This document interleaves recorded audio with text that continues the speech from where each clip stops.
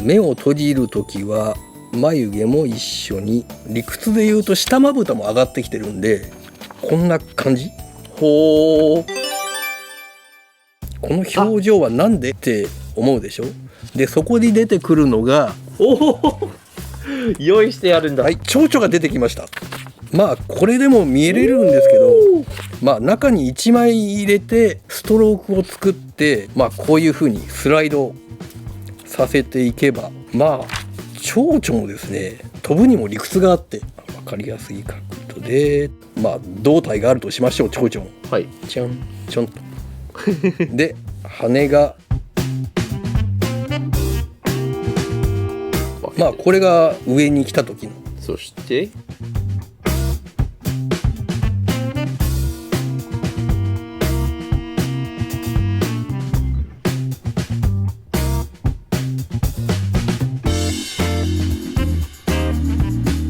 まあ下から羽を持ってくるときにどういう動きをするかというと、前進するための力なんですよ。風を後ろに送って、あで上から下に落とすときは浮く力なんですよ。あ、そうなんだ、そうなんだ。じゃあそれを繰り返してるんですよ。上、だからこの角度もこう違ってくるわけですよ。ああ、変えないと進めないんだ。はい上前上前。まあこういう理屈なんで覚えておくといいですよ。でさらにまあ目パチの基本、目を閉じるときは眉毛も一緒に下がって、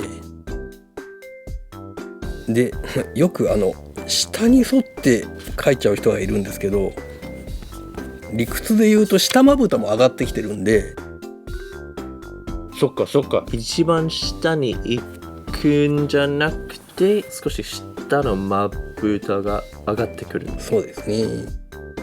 まあこんな感じ。ほー。色塗った方が分かりやすいかな。こんな。あー、見える見える。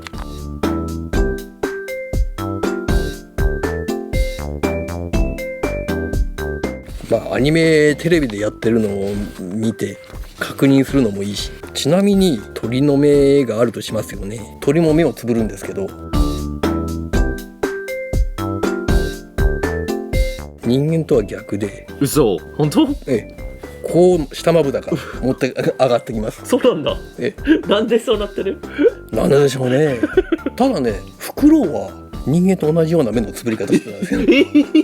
いろいろ見てみると面白いですよ。知らなかった。鳩とかオウム見てみると本当に下から、有名なアニメとかでもそういうように書かれてるのか。どうかな、アニメで瞬きしてるようなカットはないんじゃないかな。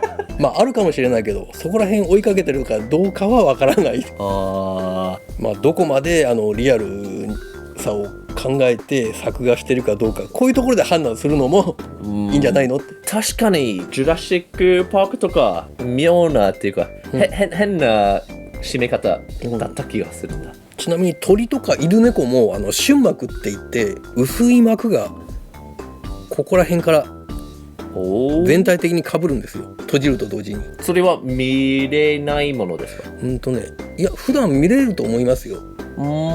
犬とか猫も体の調子が悪いと見えますよ。開くときに遅れて、そうですね。いくんだ。あんなリアルな動物のアニメーションあるのかな。さすがにそこまで書かなくてもいいとは思うけど。でもすごいいい勉強でした。まあ一番最初にフレーム1と5を用意してフレーム3を書いてみました。で、私が書いてみたのがこんな感じですが、日野井さんが書いてくれたフレーム3はこんな感じでした。1、3、5。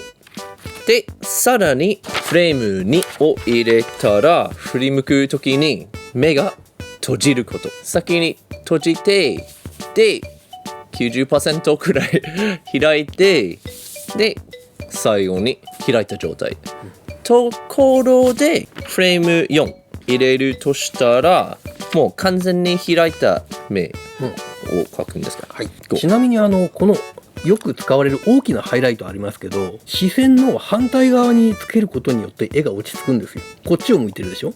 あで反対側に置くことによって絵が落ち着きます。それ知らないでやってるプロも結構いるんですけど、あこっちはね反対側、視線の反対側に置いてるでしょ。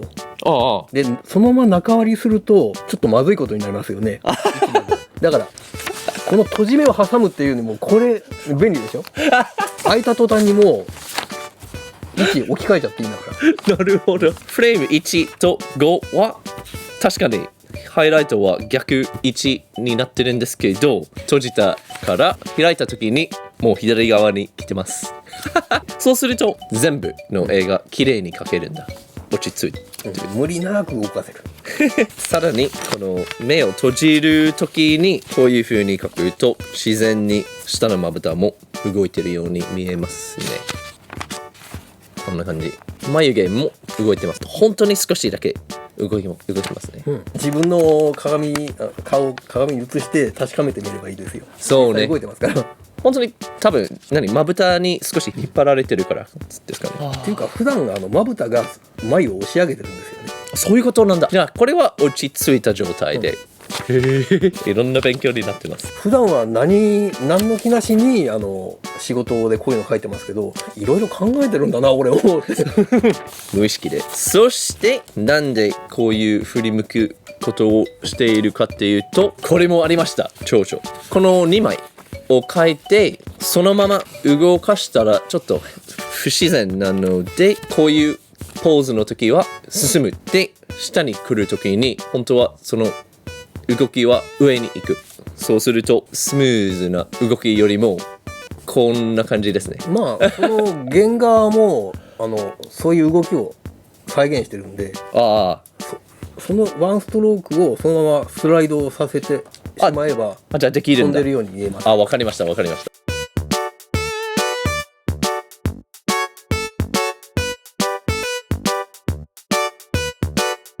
あ体隠れて見えないけどでもその頭のところで位置が変わってるって見えます。初心者のためにやり方としては1と5先に書くことですね。でこれできるためにだいたい頭の大きさと1、と体の大きさと1ですね。確認してその後にまあこの場合頭の大きさ決めつつ鼻や目の軌道を守りつつ体のバランスを軌道に乗せて整える。わかりました。結構勉強になったところが、トレースしないでだいたいどこに来るか想像しながら書く方が勉強になります。でうまくいかなかったらどうしたら一番練習になりますか？やっぱりほら形を考えながらね、その平面のものを立体に見せなきゃいけないんで、練習としてはガンプラ作りましょう。ガンプラ？なんでですか？プラモデルを作ってね立体感を養うんですよ。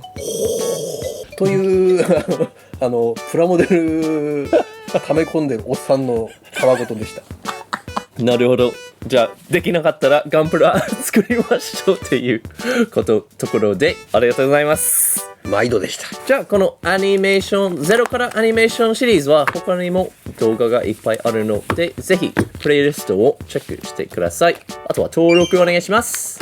バイバイ。